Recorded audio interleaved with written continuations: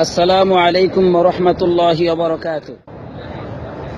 যেই পথ অবলম্বন করলে মুসলমানদের মাঝে অসংখ্য অকল্যাণ চলে আসতে পারে, ইসলাম সবসময় সেই পথকে পরিত্যাগ করতে বলছে এটাই ইসলামের মূলনীতি। আপনি 1 টাকা অর্জন করতে গিয়ে 1000 কোটি টাকা হারাবেন, এটা ইসলাম কখনো বলে না। বলেন সেক্ষেত্রে সবুর করো। কি করো তোমরা? সবুর করো।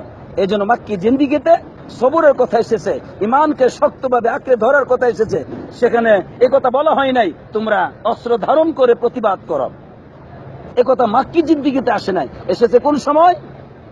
বলছে এখন তোমাদের রাষ্ট্রীয় ক্ষমতা এসেছে, নিরাপত্তা এসেছে, এখন তোমরা অস্ত্র ধারণ করো, এখন তোমরা সশরীরে যুদ্ধের আহ্বান করো, যুদ্ধের জন্য প্রস্তুত গ্রহণ করো। এগুলো আমাদেরকে বুঝতে হবে গভীর ভাবে, তাহলেই আসতে পারে মুক্তি ইনশাআল্লাহ।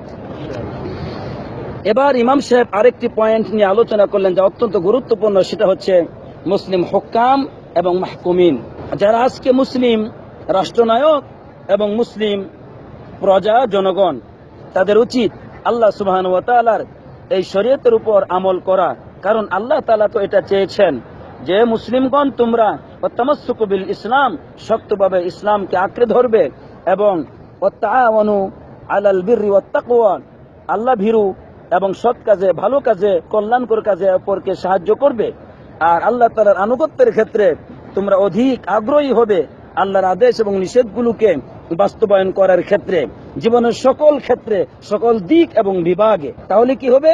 তাহলে তোমাদের ভিতরে শক্তি সঞ্চয় হবে, আর এই শক্তি দিয়ে তোমরা মুসলমানদের উপর যে সমস্ত শত্রুরা আক্রমণ করে তাদের বিরুদ্ধে তোমরা রুখে দাঁড়াবে। আলহামদুলিল্লাহ, প্রতিটি মুসলিম দেশ কাফেরদের আগ্রাসনে তারা আক্রান্ত হয়, গোপনে গোপনে তারা গোটা দেশকে দখল করে নেয়। মুসলিম দেশগুলো কাফেররা কিভাবে তাদেরকে প্রকাশ্যভাবে এমন সব আখলাক আচরণ দেখায়, অথচ আল্লাহ বলছেন ভিতরে হচ্ছে তাদের একমাত্র উদ্দেশ্য তোমাদেরকে শেষ করবে, তোমাদের দিন থেকে তারা তোমাদেরকে লাঞ্ছিত ঘটাবেই। এটা হচ্ছে তাদের জীবনের একমাত্র স্বপ্ন। এরপর ইমাম সাহেব বললেন, এই মহাযুদ্ধের প্রতিবাদ তোমরা কিভাবে করবে? মিছিল করে, গাড়ি ভাঙচুর করে, অস্ত্র ধারণ করে? না, সর্বপ্রথমে এটার কথা বলা হয়নি। ইমাম সাহেব বলেন সর্বপ্রথম কাজ হচ্ছে আত-তামাসসুকু বিল ইসলাম ওয়া হিরসু আলা তাআতিল মালিকিল আল্লাম ওয়া তাতবীকু শরীআতি রাব্বিল আলামিন। সর্বপ্রথম অন্যায়ের প্রতিবাদ, সেটা হচ্ছে শক্তভাবে আল্লাহ তাআলার দ্বীনকে আঁকড়ে ধরা। কোন জিনিসকে আঁকড়ে ধরা? আপনি ইসলামী আন্দোলন করেন, ইসলামী কাজ করেন, জামাতে শরীক হতে পারেন না, মাশাআল্লাহ, সুন্নাত আদায় করতে পারেন না, কোরআন তেলাওয়াত করার সময় নাই, এরপরে তাহাজ্জুদ নামাজ পড়ার সময় নাই, জিকির আজকার করার সময় নাই, যাকাত আদায় করার সময় নাই। ইসলাম প্রচার, দিন কায়েম করো, দিন কায়েম করো। গান বাজনা থেকে পরিত্যাগ করার সময় নাই।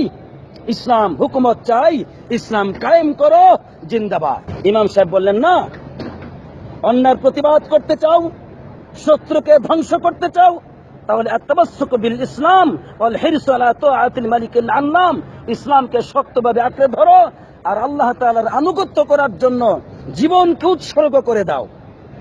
এটা হচ্ছে মুস্তাকিম থাকার একমাত্র পদ্ধতি, আল্লাহর পক্ষ থেকে সাহায্য নাজিলের একটি বড় মাধ্যম। আলহামদুলিল্লাহ, যখনই ইসলাম চাইবেন আর পাপ করে যাবেন, প্রকাশ্য শয়তান আপনার ভিতরে প্রভাব বিস্তার করবে, লাঞ্ছিত হবেন, অপমানিত হবেন, আল্লাহ তাআলা আপনাকে সাহায্য করবেন না।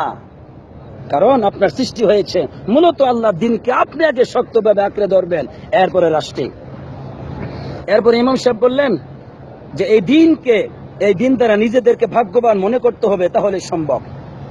আরেকটি প্রতিবাদ হচ্ছে দাওয়াতু ইলাইহি, দাওয়াত দিতে হবে ব্যাপকভাবে, মুসলমানদেরকে শিক্ষিত করতে হবে।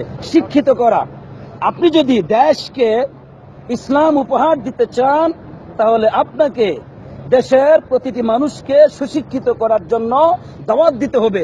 ব্যাপকভাবে সঠিক তথ্য, কোরআনের তথ্য, সুন্নাহর তথ্যগুলো প্রচার করতে থাকেন ব্যাপকভাবে, ইনশাআল্লাহ আপনি যা চাচ্ছেন তা হবে। আজকে অন্যায়কারীরা, পাপীরা কিভাবে প্রভাব বিস্তার করে মুসলমানদের মাঝে? কারণ মুসলমানগণ পাপে লিপ্ত, দুনিয়ার লুভ লালসায় লিপ্ত, তাই কিছু পাইলেই ভুলে যায়। আসসালাতু ওয়াসসালামু আলা নবিয়িনা মুহাম্মদ ওয়া আলা আলিহি ওয়া সাহবিহি আজমাইন।